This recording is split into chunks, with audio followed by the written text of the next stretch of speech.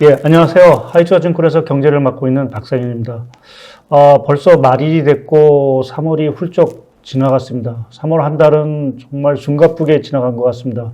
우크라이나 전쟁, 또 미 연준의 긴축기조 강화, 특히 이제 금리 인상 행보가 가파라질 수 있다는 우려 때문에 시중금리가 급등을 하는 이러한 좀 불확실성 자체가 상당히 좀 커진 한 달이었던 것 같습니다.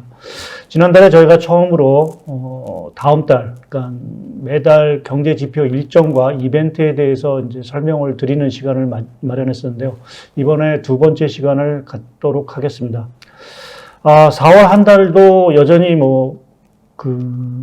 긍정적인 뉴스보다는 좀 부정적인 뉴스가 많은 한 달일 거로 좀 예상을 하고 있습니다. 저희가 크게 한 4가지 정도의 그 이벤트를 좀 선정을 했는데요. 가장 중요한 4월 이벤트 중에 하나는 그 1분기 실적이 될 것 같습니다. 물론 1분기 실적에 대한 어떤 그 기대감 자체는 그렇게 높은 부분들이 아닌 것 같습니다.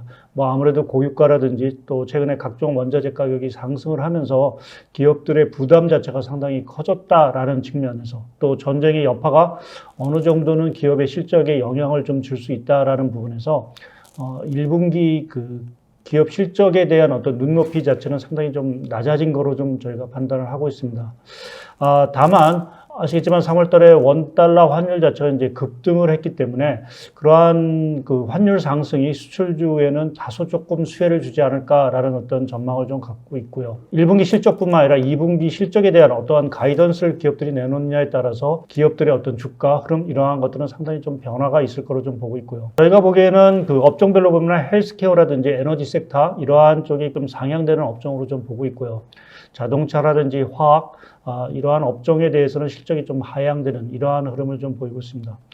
다만 다행스러운 것은 미국의 그 기업 실적 자체가 그렇게 크게 조정이 되고 있지 않다라는 측면에서 보게 되면 조금 1분기 실적 자체가 그렇게 좀 실망스럽게 나온다 하더라도 결국 향후에 미국의 기업 실적 이러한 것들이 양호한 흐름을 보인다라고 하면 영향 자체는 제한적일 수 있을 가능성이 있다고 좀 보고 있습니다. 두 번째 이슈로는 이제 그 프랑스 대통령 선거를 좀 들 수 있을 것 같습니다. 물론 이제 프랑스라는 나라 자체가 글로벌 금융시장이라든지 이러한 쪽에 큰 영향을 미치지 않기 때문에 프랑스 대선 자체가 그렇게 큰 의미를 사실은 좀 부여할 것 같지는 않습니다.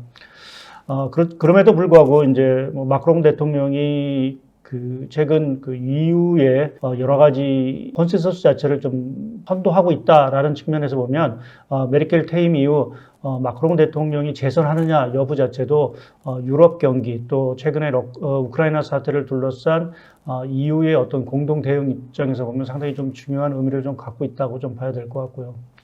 당초는 조금 이제 좀 박빙의 승부가 되지 않을까라는 이제 우려가 좀 있었지만, 최근 그 우크라이나 사태 이후 마크롱 대통령의 지지율, 이러한 것들이 상당히 조금 큰 폭으로 좀 상승하면서 무난히 1차 투표에서는 선두를 좀 차지할 거로 같고요. 또 24일 이루어지는 2차 결선 투표, 그러니까 50%의 지지율을 받지 못할 경우 1, 2위 지지율을 가진 후보들이 이제 2차 결선 투표에 나서게 되는데 아무래도 좀 마크롱 대통령 자체가 좀 우위에 있지 않나. 그래서 20년 만에 연임에 좀 성공할 가능성이 상당히 좀 높다고 좀 보고 있고요. 마크롱 대통령 같은 경우는 아무래도 중도 성향, 특히 이제 친기업이라든지 또 원전 추가 건설이라든지 이러한 쪽에 사실은 조금 긍정적인 어떤 입장들을 좀 보이고 있어서 마크롱 대통령의 당선 자체는 유럽 경기에는 그래도 좀 긍정적인 영향을 좀 주지 않을까 좀 생각을 하고 있습니다. 세 번째 이벤트는 12일 날 발표되는 이제 그러니까 미국 소비자 물가 흐름이 상당히 좀 중요한 이벤트로 좀 될 것 같습니다. 아시겠지만 최근에 그 미 연준 자체가 빅스텝, 그러니까 5월 FOMC 회의에서 50bp 금리 인상 가능성 자체를 상당히 시사를 좀 하고 있는 부분들입니다. 그래서 3월 소비자 물가 자체가 시장 예상치를 좀 상회하는 어떤 그런 또다시 쇼크를 좀 기록한다라고 하면 결국 5월 FOMC 회의에서 50bp 인상 가능성 자체가 결국 현실화되지 않을까라는 쪽에 좀 생각을 좀 하고 있고요. 관련해서 좀 몇 가지 좀 그 물가 지표와 관련된 추가적인 설명을 좀 드리자면 3월달 물가 상승은 아무래도 이제 고유가 영향 이러한 것들 때문에 상당히 높은 수준을 유지할 거로 좀 저희가 생각을 하고 있고요. 다만 그나마 좀 긍정적인 거는 그동안 이제 공급망 불안으로 인해서 가격이 속도로 이제 상승했던 중고차 가격 지수 자체가 화면 왼쪽에 보시는 것처럼 2개월 연속 좀 하락을 좀 하고 있는 부분들입니다. 그래서 공급망 자체가 일부 개선이 되고 있다라는 어떤 신호 자체는 미국의 물가 압력 자체가 추세적으로 조금 둔화될 수 있는 그 가능성을 좀 엿보인 부분들이 아닌가라는 쪽에 좀 생각을 하고 있습니다.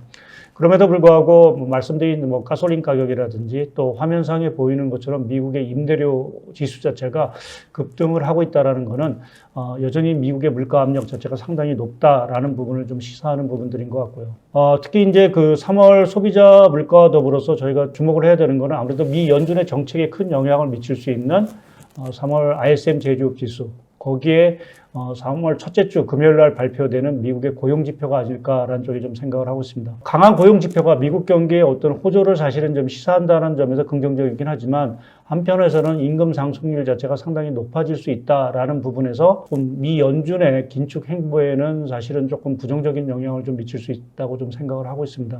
여하튼 지금 미국의 고용 상황을 잠시 들여다보면 화면상 왼쪽에 있는 그러니까 지금 구인 건수 대비 구직 건수, 그러니까 기업들이 얼마만큼 많은 사람을 뽑느냐라는 부분하고 실제 이제 일자리를 얼마나 많은 사람이 구하느냐, 그 차이를 보게 되면 여전히 역사적인 최고점에 있습니다. 그러니까 미국이 노동시장 자체가 구인난에 상당히 좀 빠져 있다라는 부분이죠. 그러니까 지금 파월 의장 자체가 노동시장이 상당히 타이트하다. 그러니까 상당히 이제 어떻게 보면 노동 공급 부족 현상 자체가 있다라는 측면에서 보면 아무래도 임금 상승률 자체가 당분간 계속 높아질 수밖에 없는 부분들이고요. 그것은 미국의 소비자 물가 이러한 것들이 계속 높은 수준을 유지할 수 있는 어떤 중요한 근거로 좀 될 것 같습니다. 그래서 3월 첫 번째 금요일 날 발표되는 노동시장 지표, 그러니까 3월 고용 지표 자체가 상당히 조금 좋게 나온다라고 하면 앞서 말씀드린 미국 소비자 물가와 더불어서 5월 FOMC에서 빅스텝 그 가능성 자체가 현실화될 가능성이 상당히 좀 있다라고 좀 보일 것 같습니다. 반면에 지금 미국은 금리 인상에 대한 어떤 기대감 자체가 상당히 좀 강화되고 있는 반면에 4월에 중국에 있어서 중요한 이벤트 자체는 결국 경기 부양책이 아닌가라는 쪽에 좀 생각을 하고 있습니다. 저희가 지난주에 저희 회사 유튜브를 통해서 중국이 경기 부양에 나설까라는 어떤 제목으로 영상을 올렸지만 중국은 지금의 상황으로 봐서는 금리 인하에 나설 수밖에 없는 상황으로 좀 보고 있습니다.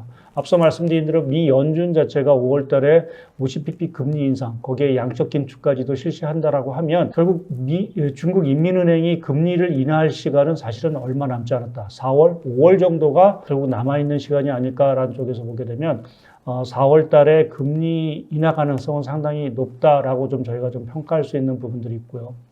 다만 아시겠지만 최근 상하이라는 전 세계 큰 대도시 자체가 봉쇄가 되는 상황에 좀 내몰리고 있는 상황들입니다. 중국의 코로나 확산세가 심상치 않은 상황에서 중국 정부가 상하이마저도 지금 봉쇄를 하는 이러한 상황으로 좀 전개가 되고 있는데 이것이 한편으로 보면은 조금 중국 정부가 경기 부양에 나서는데 하나의 어떤 장애 요인. 그러니까 지금 이동 제한을 하는 이러한 상황에서 경기 부양을 해봤자 별다른 효과가 없기 때문에 당장 어떤 경기 부양을 서둘러서 할 필요는 사실은 좀 없을 것 같고요. 그러한 측면에서 보면 코로나 확산세 자체가 조금은 진정이 돼야 중국이 경기 부양에 나설지 않을까라는 쪽에 좀 생각을 하고 있고 또 역설적으로 보게 되면 중국이 이렇게 코로나 확산세에 상당히 타격을 받게 되면 결국 내수 경기라는 부분 자체가 더욱 위축될 수밖에 없습니다. 그래서 그러한 것들이 오히려 4월 달에 중국이 금리 인하와 같은 경기 부양에 더 적극적으로 나설 수 있는 요인들이 아닌가라는 쪽에 좀 생각을 해볼 수 있는 것 같습니다.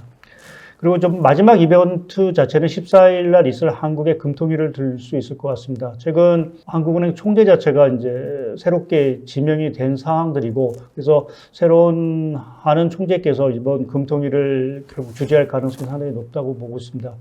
그러한 관점에서 보게 되면 이번 4월 금통위에서는 금리 인상보다는 사실은 동결적으로 가지 않을까. 처음 취임하면서 바로 금리 인상에 나서기도 사실은 조금 어려운 부분들은 있고요. 또 신정부 출범 이후 정책 변화라든지 또 5월달 그 미국의 FOMC 회의 결과를 보고 나서 한국 금통위, 그러니까 한국은행 자체도 금리 인상 기조를 재개할 건지 아닐 건지를 조금 판단하지 않을까라는 쪽에 좀 생각을 하고 있습니다. 그래서 14일날 개최될 금통위에서는 저희 하우스 비로는 좀 동결 가능성을 좀 높게 보고 있습니다. 여전히 뭐 지금 우크라이나 사태 자체 또 거기에 따른 유가 자체가 아무래도 중요한 이벤트이고 또 브레이크홀 역할을 하고 있습니다. 그럼에도 불구하고 지금 말씀드린 몇 가지 이벤트 자체는 4월달 주식시장 또 채권시장 흐름에 상당히 큰 영향을 좀 줄 수 있는 이벤트이기 때문에 이러한 이벤트 자체를 조금 주목하시면서 시장에 대응하시면 좋을 것 같습니다. 예, 감사합니다.